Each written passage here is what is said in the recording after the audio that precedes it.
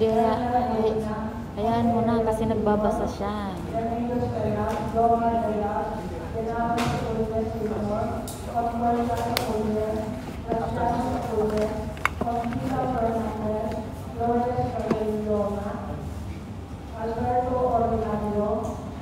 Dito na sila, Father. Ganyan talaga kasi yung pulpito niya nakatagili din.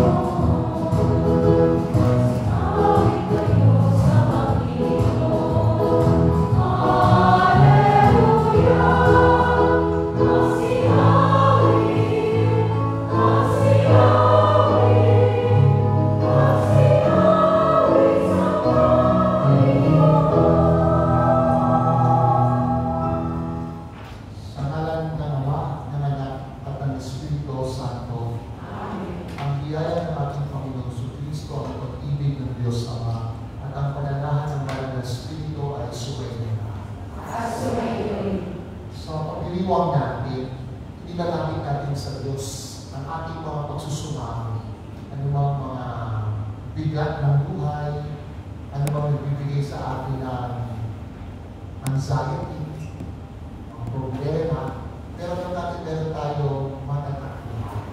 At yan ay si Kristo, ang ating Diyos. Ibulong natin ang taimtim yung nagpapabigat sa ating isip at puso ngayon, sapagkat iniimbitahan tayo ng Diyos na inaalay sa minsan ito ang mga pananahimik. Nasa iyo ang kadaanan ng puso, Panginoon, maawa ka. Binibigyan mo kami ng pagkakataon makapagbukas ang aming sarili upang saluhin mo ang mga nagpapabigat sa amin. Kristo, maawa ka. Kristo, maawa. May pag-asa sapagkat nariyan ka. Panginoon, maawa ka.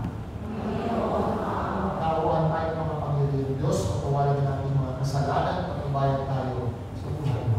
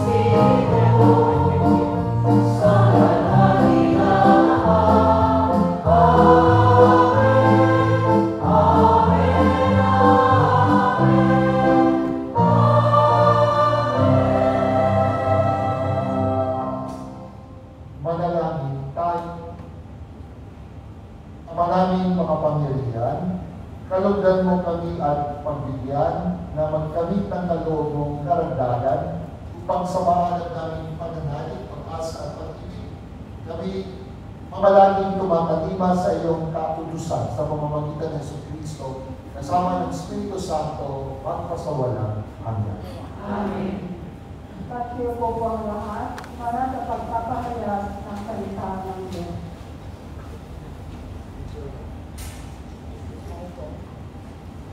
Unang pagbasa. Sa halip ay pagtanggol at tutugin ang bayan ng Diyos, pinabuso ng mga hari at ng mga pinonong religyoso ng Huda ang kapangyarihang ipinagkaloob sa kanila. Inilagay nila sa panganib ang mga tao. Alam ang Diyos at nangako ng kaligtasan para sa kanyang bayan. Pagbasa mula sa aklat ng Propeta Jeremiah. Parurusahan ng Panginoon ang mga namumulong walang nasakit sa kanilang mga nasasakupan at pinababayaan ang mga ito'y pangalat at pamahan. Ito ang sabi ng Panginoon, ang Diyos ng Israel, tungkol sa mga tagapanguna sa kanilang bayan. Pinapangalat ninyo at pinabayaan ang aming tawan. Hindi niyo sila pinantayan kaya kayo'y parurusahan ko. Dahil sa inyong ginawang ito, ako na ang pag-ipon sa kanila, aking mga tupa, mula sa lahat ng lupain pinagtapunan ko sa kanila. Babalik ko sila sa kanilang nubuang lupa at sila'y muling darami. Ihiram ako ng mga pastor na magmamalasakit at mga alaga sa kanila. Hindi na silang hindi pang daranas ng takot at apang-apang at wala nang nanligaw sa kanila.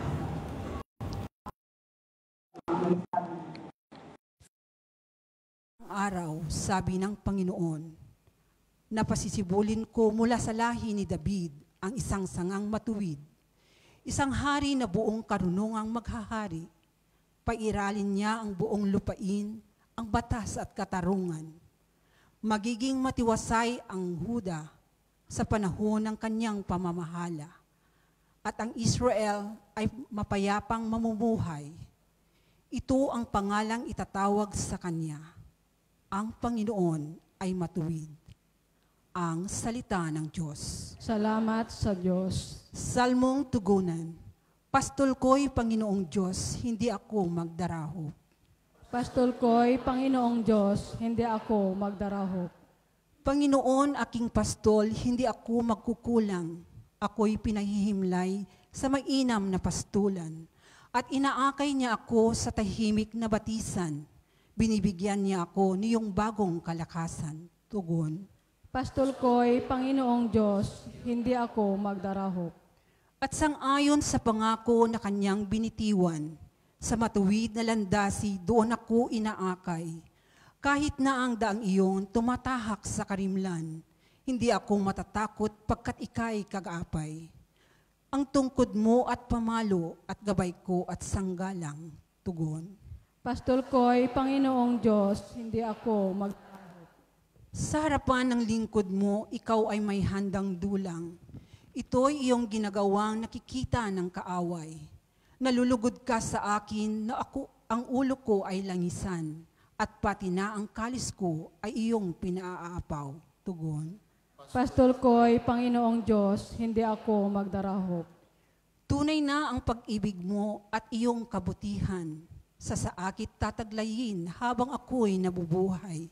Doon ako sa templo mo, lalagi at mananahan. Tugon.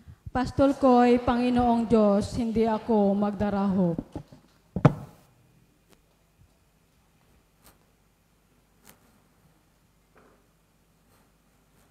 Ikalawang pagbasa.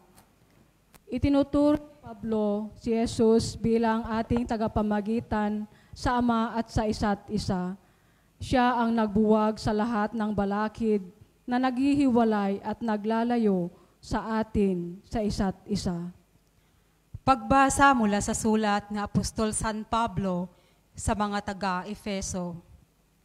Mga kapatid, ngayon, dahil sa inyong pakikipag-isa kay Kristo Jesus, kayong dating nasa malayo ay nailapit sa pamamagitan ng kanyang kamatayan.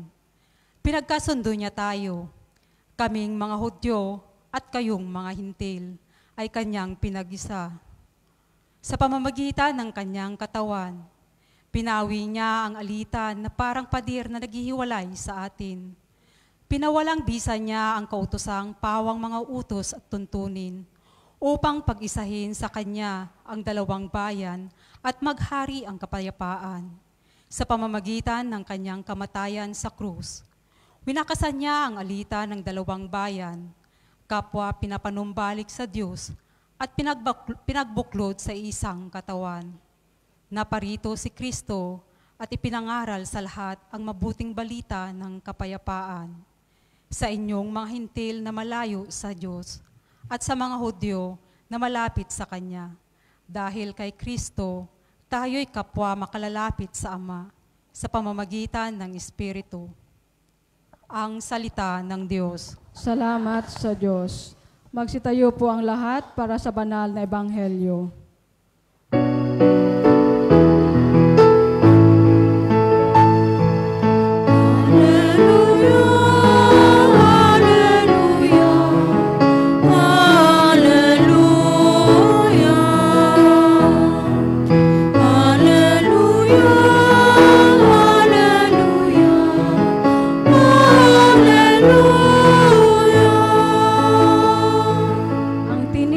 pakikinggan ng kabilang sa aking kawan, ako'y kanilang susundan.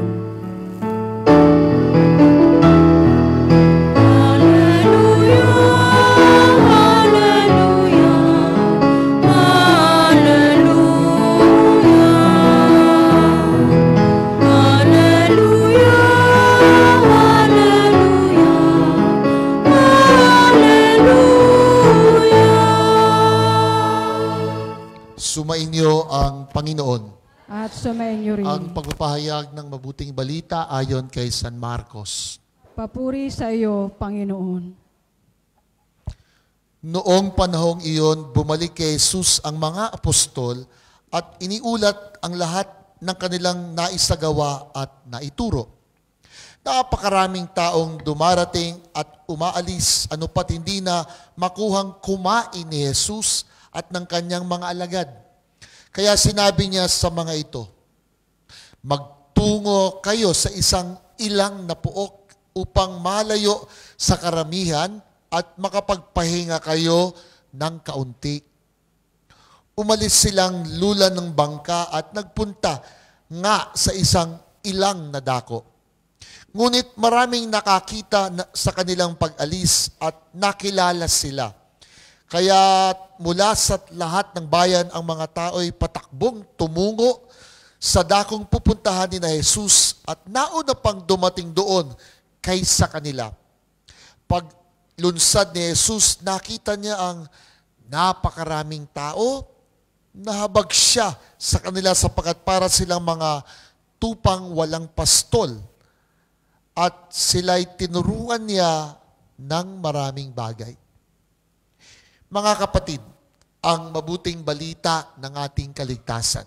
Pinupuri ka namin, Panginoong Heso Kristo. Magsiupo po ang lahat para sa homilya. Palakpakan natin yung salita ng Diyos na ating narinig. Magandang araw po sa inyong lahat. Ay nakatutuwa na narito kasama ang community na ito na sabi ni Father J. Flandes ay community pa na nasimulan pa ni Father Emil Lim, ni Father Don Rolion, at ngayon ay si Father J. Nako, pag Sabado pala, pag dito sa parokyang ito, ay marami pala tayong Pilipino na nagtitipon at nagulat pa ako, marami pang nakasombrero. Ayan. Sa Pilipinas ay bihira na ako makakita ng mga kababaihan na may sombrero doon sa ulo. Dito pala ay marami pa rin. Pero kanya-kanya tayo ng estilo. Pag may sombrero ba, mas banal? Mas malinis lang tingnan. Ayan. Tapos puro babae, pati yung mga nag-aalay dito, mga kababaihan, dapat ba doon ay mga dalaga rin, ano? Ayan. Sa Hong Kong, dalaga. Ayan. Nabibiro ko lang po kayo, pero parang first time ko yata magmas sa Hong Kong. Wala yata akong maalala na nakapagmisa ako sa Hong Kong. Pero maraming salamat sa imbitasyon, Father J. Yan. Palapakan natin yung ating... Kasi ang imbitasyon niyo po sa akin ay para bukas doon sa Church and Canon Law, Rights and Obligation of the Laity and Association. Pag-uusapan yung simbahan at mga batas ng simbahan para sa mga laiko at sa samahan ng mga tulad ninyo, mga laikong babae at laikong lalaki. Ano nga ba ang tungkulin at karapatan ng laiko? Gusto nyo pong marinig? Bukas kayo dadalo. Ayan. Ngayon, kayo ba'y merong self-care program sa buhay nyo ngayon? Ano ba yung self-care program? Pag-aalaga ng sarili. Kasi alam ko, nag-aalaga kayo ng ibang tao eh. Nag-aalaga kayo ng mga lauban ninyo dito sa Hong Kong, Wohui Jiangguoy, Babush Kwandong Hua, no? Diba, lauban ang tawag, no? May nanay, may nonna, nonno, yan. Sila naalagaan nyo. Yung pamilya nyo sa Pilipinas, inaalagaan nyo. Galing po ako ng Italy, yung padala ng mga Pilipino sa Italia, year 2022, 600 million euro. 3.6 billion pesos sa isang taon. Yung alagang Pinoy ng Italia, papuntang Pilipinas, 3.6 billion pesos. Siguradong mas malaki pag galing sa Hong Kong. Lampas kayo ng 3.6 billion pesos. Dahil mas maraming Pilipino nagtatrabaho rito. So mas tanggalin niyo yung Hong Kong, pilay ang mga pamilya. Kayo nag-aalaga. Pero ang tanong, inaalagaan mo rin ba ang sarili mo? Baka nakalimutan na niyong magpaganda. Yung kilay mo hindi na pareho at pantay. Sabog-sabog na yung kilay. Ayan. Yung iyong mga wrinkles ay halos dumami na mula nang mapahongkong ka. Baka yung iyong sugar, mataas na, yung puso mo, nag-aalaga ka kung yung anak mo ay tama ba yung napang-asawa o mas tamad pa sa kanya, kalaki ng problema. So, mahalaga na merong self-care program. Bakit? I'll be honest. Tinatanong ko rin kanina sino nga bang nag-aalaga sa'yo dito?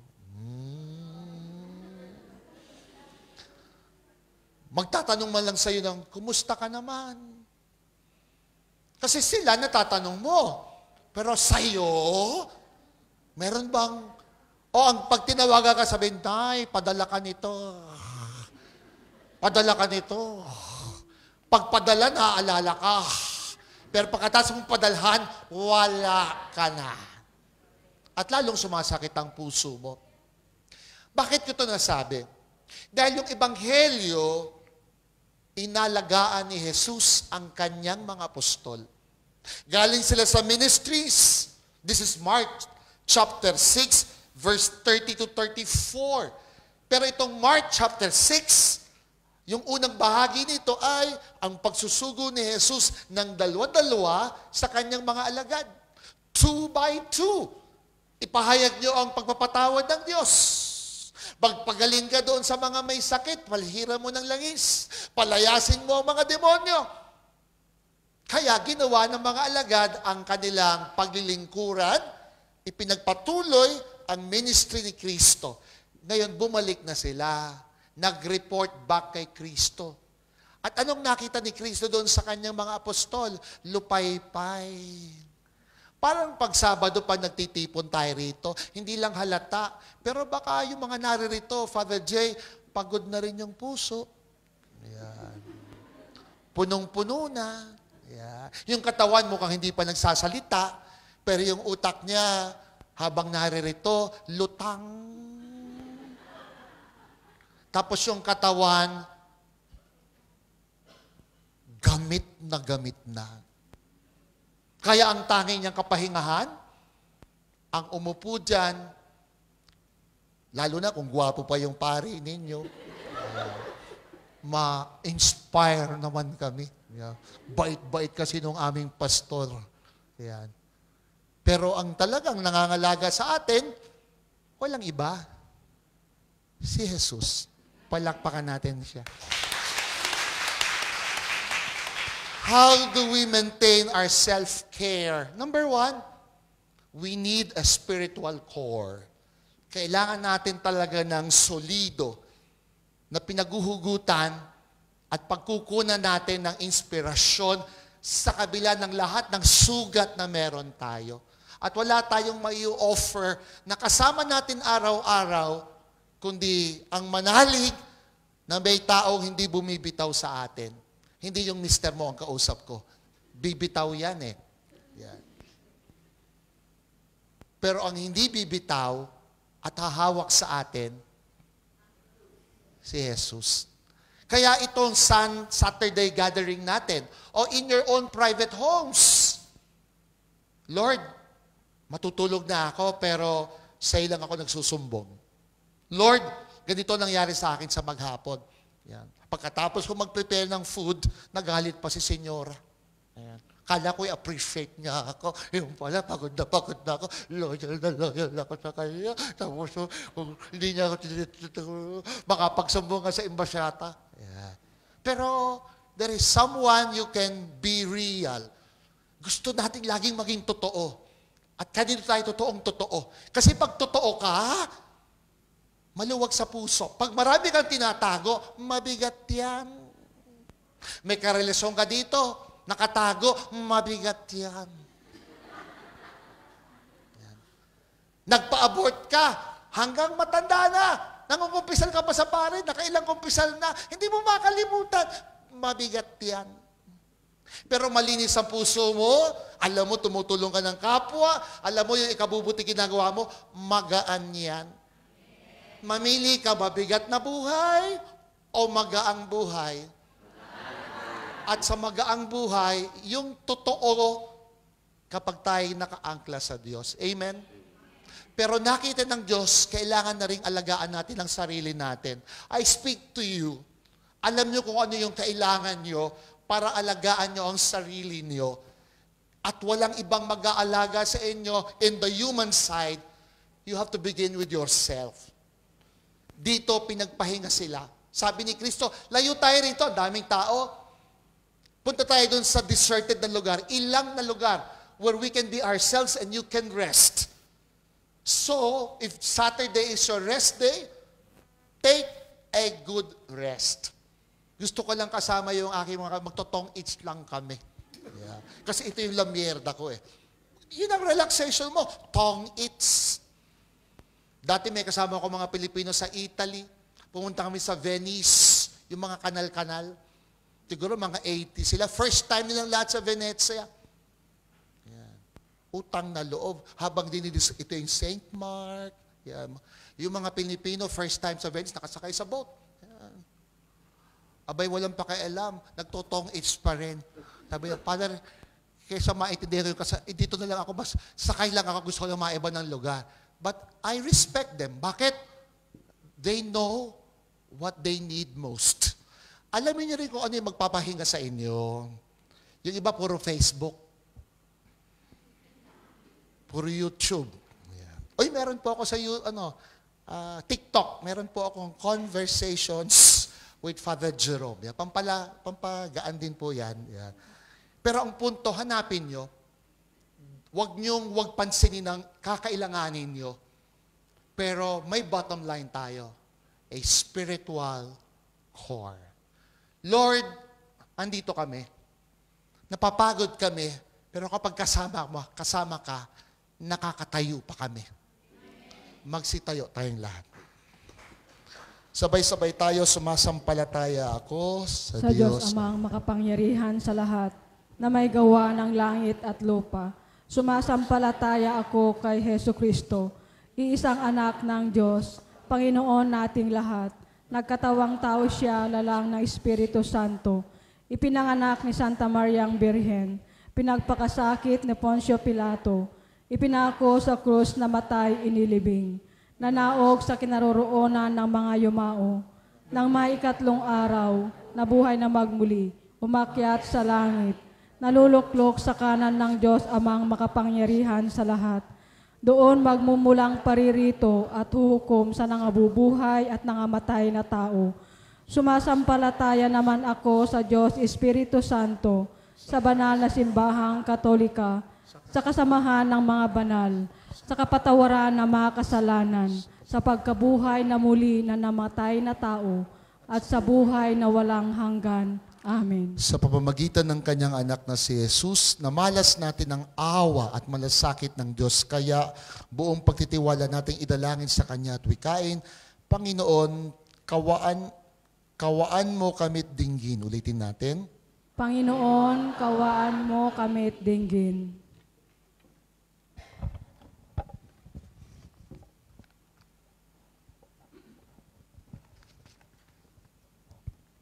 Pagpalain mo nawa at gawing mga tunay na pastol ng iyong kawan ang Santo Papa, mga obispo, kaparian at mga pinunong laiko, nang sa gayoy patuloy silang mga laga ng iyong bayang hinirang at mag-alay ng mga sarili tungo sa kaganapan ng iyong kaharian.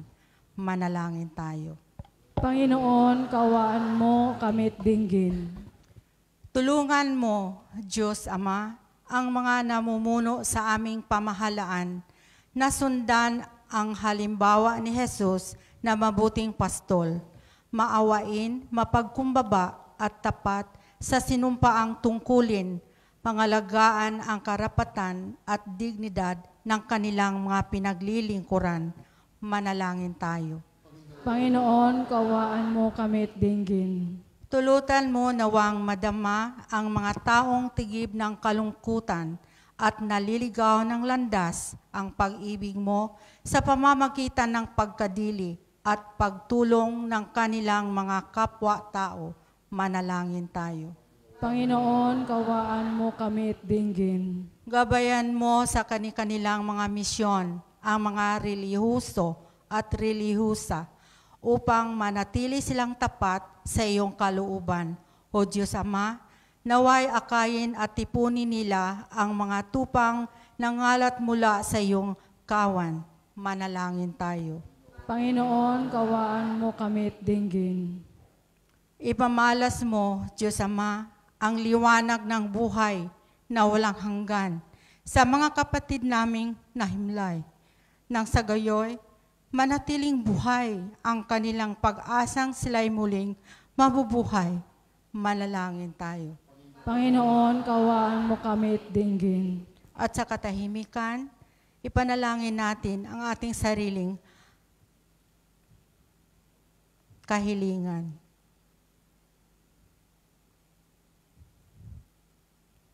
Manalangin tayo. Panginoon, kawaan mo kami at dinggin.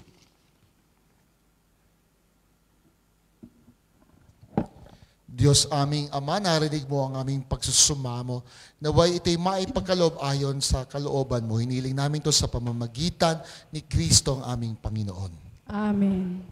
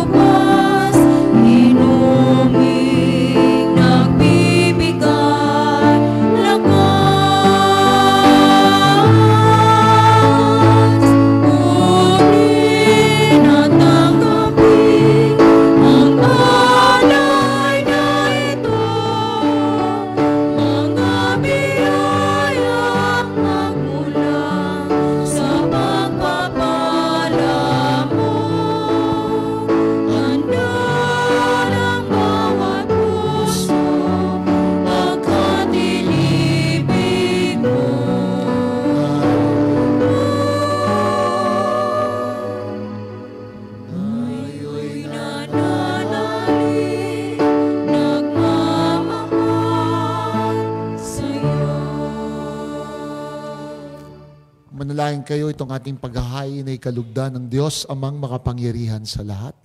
Tanggapin nawa ng Panginoon itong paghahain sa iyong mga kamay, sa kapurihan niya at karangalan, sa ating kapakinabangan at sa buong sambayanan niyang banal.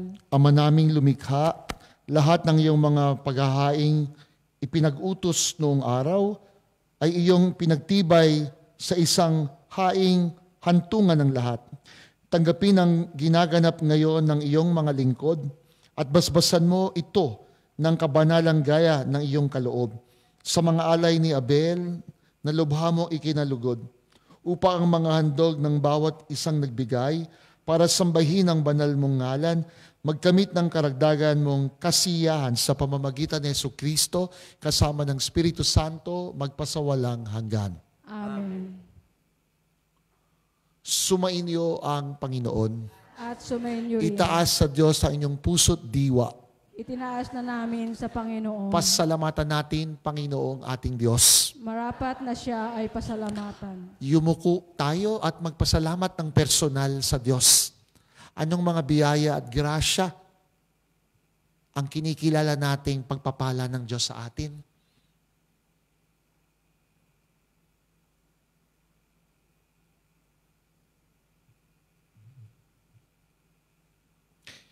Amang makapangyarihan, tunay ngang marapat kay aming pasalamatan. Nasa iyo ang aming buhay, pagkilos at pag-iral. Sa pamumuhay namin araw-araw, tinatamasa namin ang iyong pagmamahal. Sa pag-ibig mong ipinaunla sa sangkatauhan, ang Espiritu Santo'y unang aming bigay. Nang anak mong naglagak sa amin ng kasiyahang nakalaang mabuhay kami sa piling mo kailanman. Kaya kaisa ng mga anghel, na nagsisiawit ng papuri sa iyo ng walang humpay sa kalangitan, kami nagbubunyi sa iyong kadakilaan.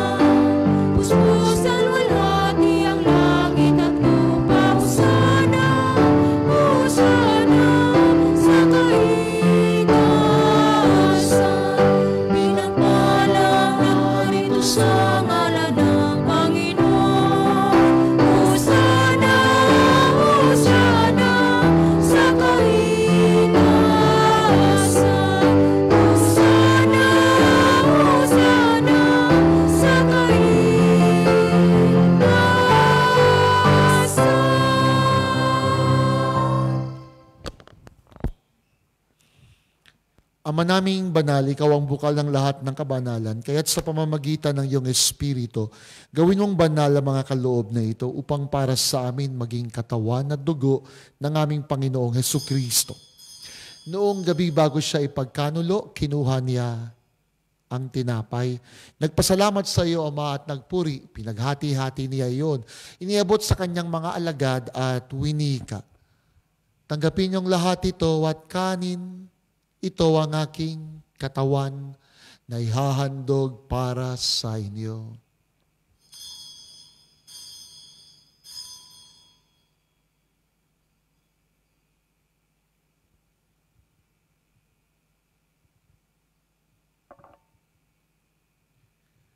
Gayon din naman nung matapos ang hapunan, kinuha niya ang kalis. Muling nagpasalamat sa iyo, Diyos Ama, at nagpuri. Ibinigay ang kalis sa kanyang mga alagad at winika. Tanggapin niyong lahat ito at inumin. Ito ang kalis ng aking dugo, bago at walang hanggang tipan. Ang aking dugong ibubuhos para sa inyo at para sa lahat. Sa ikapagpapatawad ng mga kasalanan, gawin ninyo ito bilang pag-alala sa akin.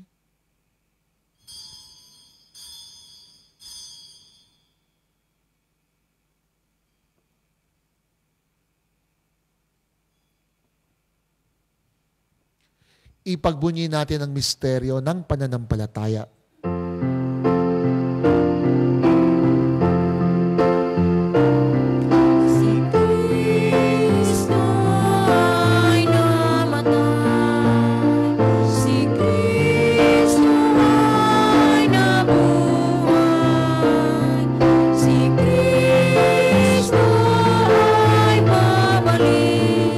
Sa wakas ng panahon.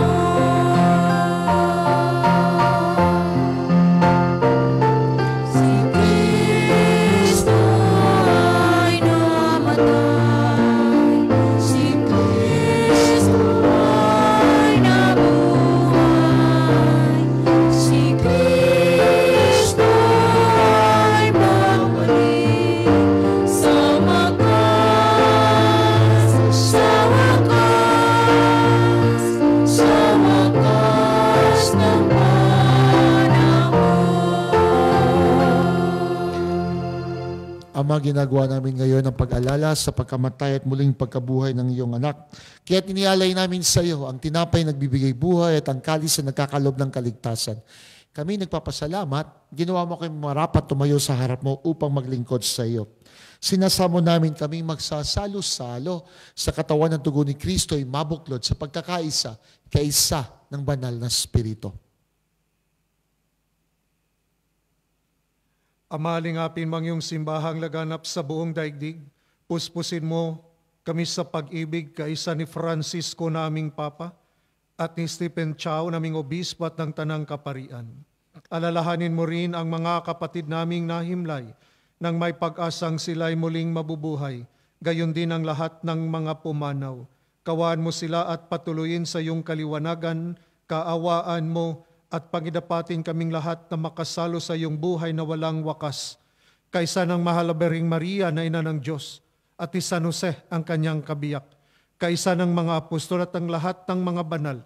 San Lorenzo Ruiz, San Pedro Calungsod, St. Arnold Johnson, St. Joseph Fray Nadamitz na namuhay dito sa daigdig ng kalugod-lugod sa iyo. May pagdiwang nawa namin ang pagpupuri sa ikararangal mo sa pamamagitan ng iyong anak na aming Panginoong Heso Kristo.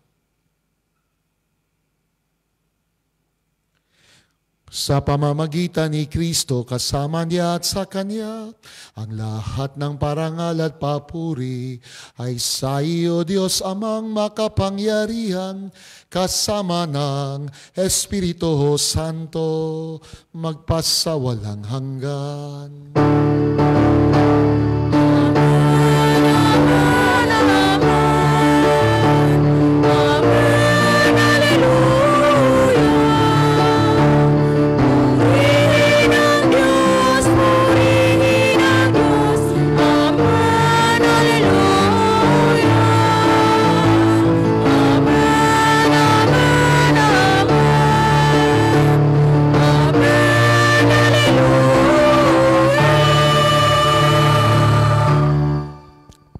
Sa iisang tinig at salita, sabay-sabay nating tawagin ang ating Diyos Ama.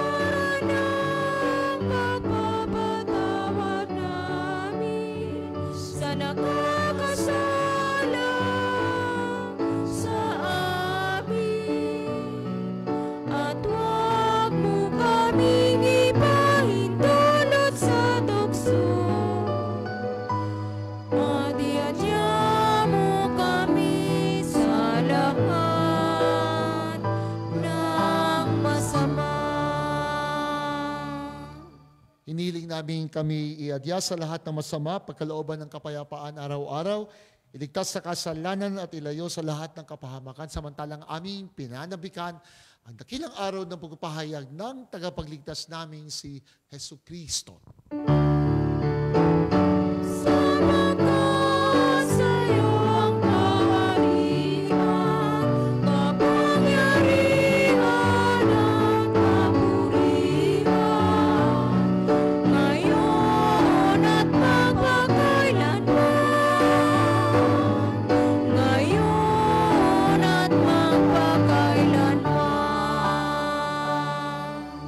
Panginoong Jesucristo, sinabi mo sa iyong mga apostol, kapayapaan, iniiwan ko sa inyo, ang aking kapayapaan, ibinibigay ko sa inyo. Panginoon, tunghayan mo ang aming pananampalataya, huwag ang aming mga pagkakasala.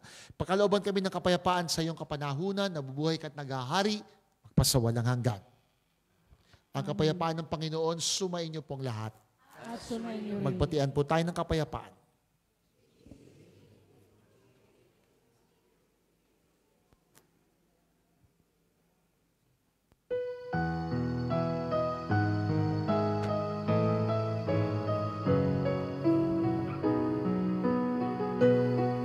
Kordero ng Diyos na nag-aalis ng mga kasalanan ng mundo. Maawa ka sa amin. Kordero ng Diyos, maawa ka. Kordero ng Diyos na nag-aalis ng mga kasalanan ng mundo. Maawa ka sa amin. Kordero ng Diyos, maawa ka. Kordero ng Diyos na nag-aalis ng mga kasalanan ng mundo.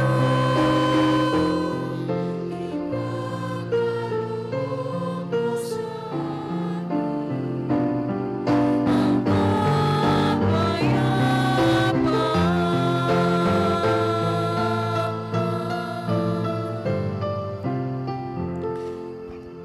Narito si Jesus na nakakita ng pagod ng kanyang mga alagad upang imbitahan silang tumungo sa lugar na ilang at makapagpahinga. Mapapalad tinatawag sa piging ni Jesucristo. Panginoon, hindi ako karapat-dapat na magpatuloy sa iyo. Ngunit sa isang salita mo lamang ay gagaling na ako.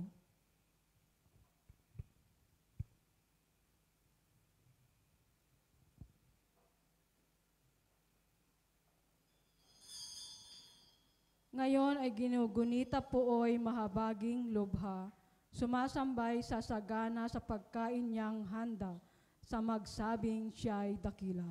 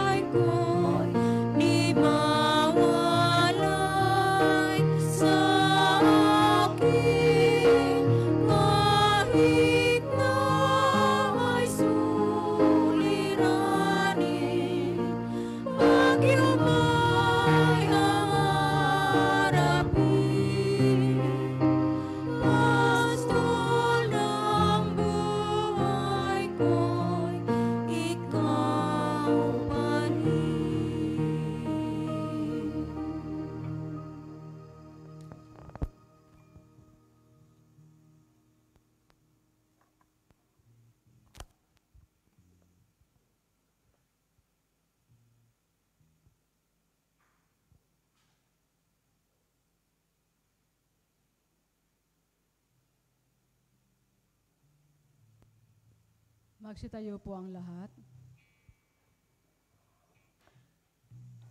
Manalangin tayo.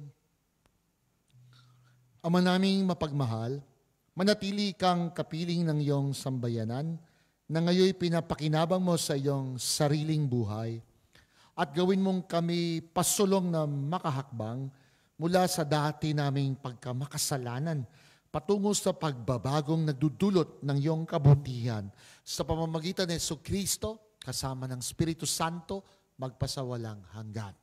Amen. Prayer for the Holy Souls. Eternal Father, I offer you the most precious body and blood of your divine Son, Jesus, in union with the masses said throughout the world today, for all the holy souls in purgatory, for sinners everywhere, for sinners in the universal church, for those in my own home and in my family. Amen. Bago po ang pagbabasbas, atin pong pasalamatan ang ating dakilang Yahweh El Shaddai sa lahat ng mga grasya na ating tinanggap sa banal na misa. And mag-isipo muna tayo. And of course, pasalamat natin, Father, yung presider ng ating Banal Eucharistia, Father Jerome Marquez, SBD. Si Father Jerome, siya po ay yung professor namin sa Tagaytay ng Canon Law. Actually, si Father Raja, estudyante din ni Father Jerome. That's why binisita ni Father Raja, tuwang-tuwa. No, si Father Raja, nakita niyo kanyang professor ng Canon Law. No. Si Father Jerome, siya po ay nag-inspire din sa akin yung sa radio ministry. Yung deacon pa ako, every Sunday, pumunta ko sa Dasma, sa yung parish priest doon sa Nazareno, yung parish priest, at nag-radio ko paggabi. At si Father Jerome magnaghatid sa akin pabalik sa seminaryo. Habang si Father Jerome nagdadrive, ako'y natutulog. So, yun yung interest ko sa radio because of Father Jerome. Siya po, that's why meron siyang sa ABS-CBN before, every Sunday may programa siya. Ngayon, yung sa TikTok, Conversation with Father Jerome.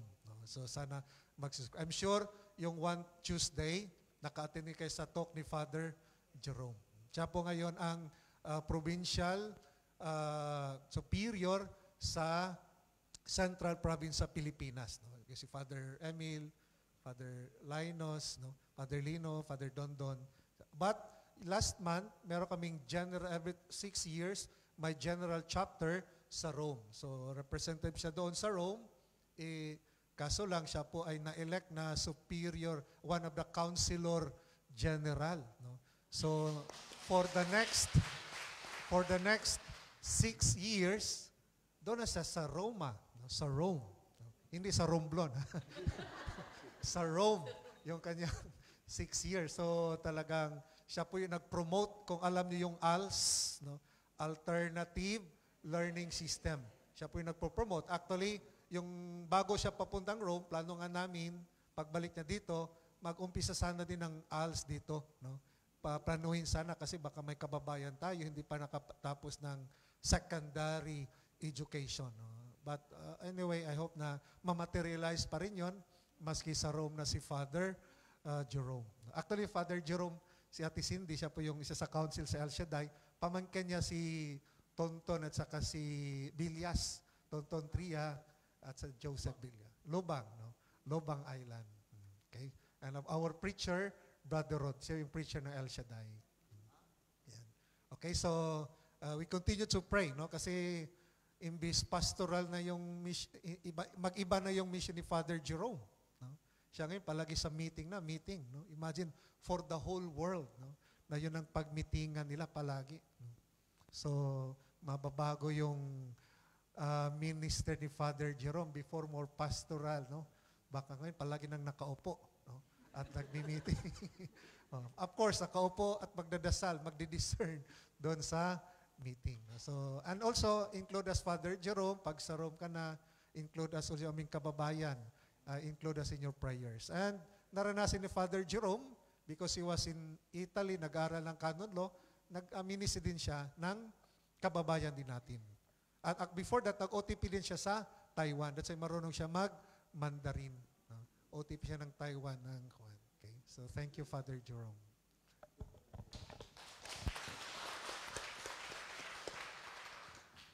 Kanina po at saka kahapon, ang sumundo sa akin ay si Father Jay na. No? So baliktad na. Dati ako nagdadrive, siya yung natutulog. Sana naman di siya matulog habang nagdadrive. Yeah. So bukas inimbitahan ko kayo, mga narito sa Hong Kong, doon sa inorganized ng Chaplaincy for Filipino Migrants. Hindi ko lang kung saan gaganapin to, Father Jay. 1:30 p.m. Santa Teresa Church, Church and Canon Law, Rights and Obligations ng mga laikot, ng mga samahan tulad ng El Shaddai. Ano ba mga karapatan na tungkulin ng mga asosasyon na yan? Sumain niyo ang Panginoon.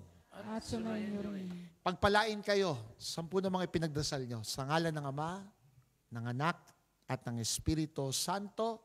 Amen. Tinanggap natin ang pagpapala ng Diyos. Humayo, ibahagi ang pagpapalang ito. Salamat. Salamat sa Diyos.